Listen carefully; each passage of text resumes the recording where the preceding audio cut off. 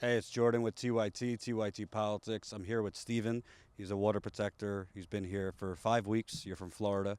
And on Sunday, in the middle of all these grisly, horrifying scenes, freezing water coming your way, tear gas, pepper spray, grenades, you were on the front lines and you were actually the closest eyewitness to see a young girl, Sophia Wilansky, have her arm nearly blown off by the oil police, I call them. Can you kind of tell me from the beginning what was happening to you on the bridge and how you saw Sophia, what you saw happen to her? Well, when I was on the bridge, I had took an array of rubber bullets throughout the night, holding shields, protecting people, holding up tarps, protecting the fire that was keeping people from getting major hypothermia, warm and dry. And this is late night. The event happened at about in between 3 and 4 o'clock in the morning. I'm not sure exactly what time it was, but I had medics help me. They changed my interior layers. They came with dry socks, warm clothes, blankets, and stuff for people. So I had my interior layers dried. My outer layers, they were frozen solid. So I was standing by the fire, and actually my pants had caught on fire at one point, trying to dry off, and I didn't even realize. And just to be clear, because there's been a lot of misinformation by the police, the fires were started after they started with the firing off the water cannons and all that. You guys were starting the fire to try to avoid mass hypothermia. Yeah, yeah. I showed up at about 8 or 9 o'clock, and no fires were going at that point. And when I came around the corner, they were shooting the water cannon. I knew that I was gonna get wet. He's like, I got up there to hold the shield to help protect other people and stuff like that from that happening. And I had actually helped start the second fire because they almost extinguished the first fire that was like close to the razor wire. And I helped carry some coals over, and we started the second fire, and then eventually a third fire. And it was at about 3 o'clock in the morning. I had all of my wet clothes in this red sack, and all of the things, all of the tarps and everything were starting to be brought up. There were only a few dozen people were there at the time. Maybe a dozen people or so around the fire, maybe a dozen people up on the bridge at the time. So I went up on the bridge to find out what happened to my things, and I was asking the lady where she brought them and stuff, and I noticed that there was one person left standing right in front of the dump truck holding a shield still. And it was a casual time. I mean, a lot of the police, they had put their riot shields down, they had backed away. People were actually sledding down the hill that iced over because they were spraying it with water. And so I had casually just approached Sophia, and I was talking with her for about 5 minutes, and they started yelling at us over the bullhorn to get out from behind the truck. And they said that there was someone else underneath the vehicle, and there was no one under the vehicle. I yelled that back to them. I'm like, no one's under the truck. So about 20 seconds or so after they were done yelling at us over the bullhorn, I experienced the most brutal amount of force against the smallest number of people that I had witnessed since I've been here.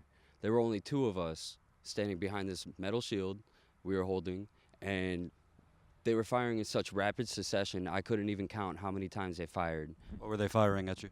Well, they were firing the rubber bullets for sure, and I don't know what the other round was, but it was like a hard plastic orange looking ball that would like pop. I think those were the pepper balls. I'm not even sure what they were shooting, but I had gotten hit a few times, like 6 times. I got hit like while Sophie and I were behind that shield, and What was the shield? You said a metal shield. What was made of? plywood, tarp, and then a layer of sheet metal, and it was held together with like rope and bungee cords. And so Sophia had gotten, they fired one concussion grenade that exploded right behind us, right behind the dump truck, about 10 feet away from us. And then about 10 seconds after that grenade went off, Sophia got tagged in the arm, and she was hurt and she was scared, and she said, I can't do it, and she ran back. And while I really was up there, I wanted to go back with her so that it would be safe, so that we could hold the shield and walk back together, and it would be safe. But when she got hit, she was scared, she was hurt, and she just ran. She ran parallel to the dump truck and hit the guardrail. And when she hit the guardrail, that grenade blew up right on her arm, and she hit the ground. And that was the most terrifying scream that I've ever heard in my life. Like, I'm never going to forget that scream.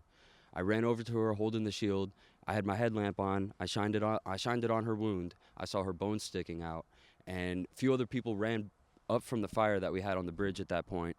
And I said, she needs to get to a hospital ASAP. They picked her up, and I held the shield behind them, and we all ran to a car that brought her to an ambulance that took her from there. Yeah. She had gotten hit in the arm with a rubber bullet, and she was running, holding her arm like this. So she was injured, and she was running away. And as her back was towards the police is when she got hit with the concussion grenade. And it was about 30 feet away she was from the armored vehicle. She was about 20 or so feet away from me, and that armored vehicle, that's where they were shooting the grenades from, was on top of those vehicles. And they were probably about 30 feet away from her when that happened. There were people that were about 20 yards or so back where the fire was, and they had run up when that happened. They ran up, and they picked her up and carried her to the car.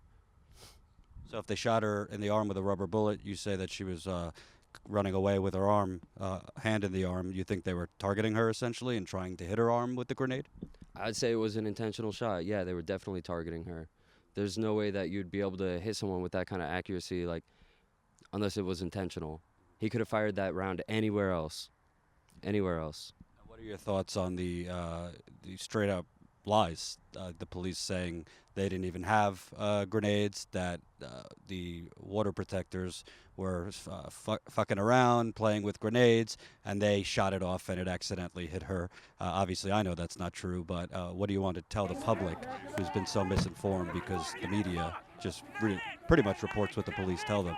Well, hopefully there is evidence on her jacket and in her wound, like some kind of chemicals that are in the explosions from the grenades that they can tie proof, some kind of medical examination that can be done, or forensic examination that could be done that could prove that it was in fact from that grenade instead of, so I heard that they said that it was an explosive that was made from us, like that it was an IED from a propane tank is what I heard that they said on a press release.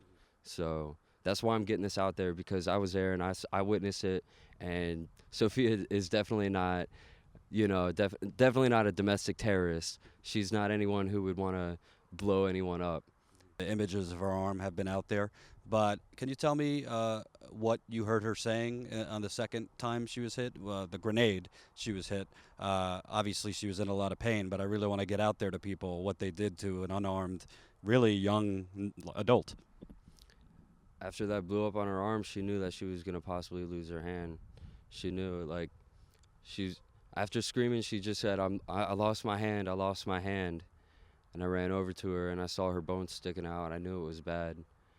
I'm glad that she didn't bleed out, and I'm glad that she's possibly going to be able to keep her hand, and I'm praying for her. What does it say to you, I mean, in America, that people could, a bunch of, younger people, middle-aged people, elder people, could walk up to a bridge, essentially to see what's going on? That's really how this started. One water protector, or a few water protectors, were trying to move a vehicle out of the way that the police had there as a blockade. A bunch of other water protectors came up, and 7 hours later, there's mass hypothermia. There's rubber bullets being shot at you, now grenades, which is like they use in war.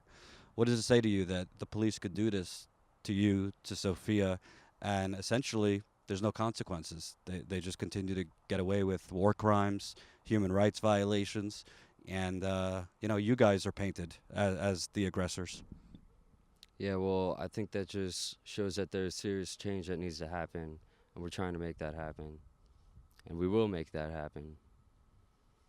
And, what do you want people to know? I think more and more people who haven't been paying attention to this struggle are starting to. They're seeing it on social media. When the mainstream media finds, a minute to report on it, what do you want them to know about, that night and, this movement out here, what it's really about?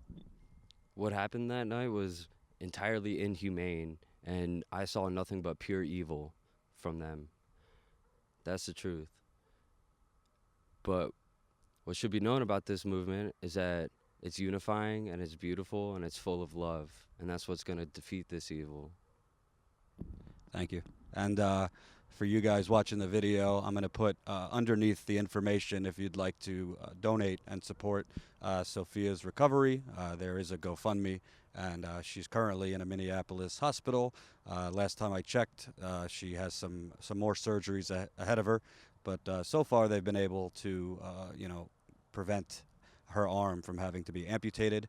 I'm no doctor, so I don't want to speculate, but obviously, if she keeps her arm, she's not going to have the whole spectrum of feeling and senses. So it's a real tragedy what's been occurring out here, and I hope you share this video to get the truth out.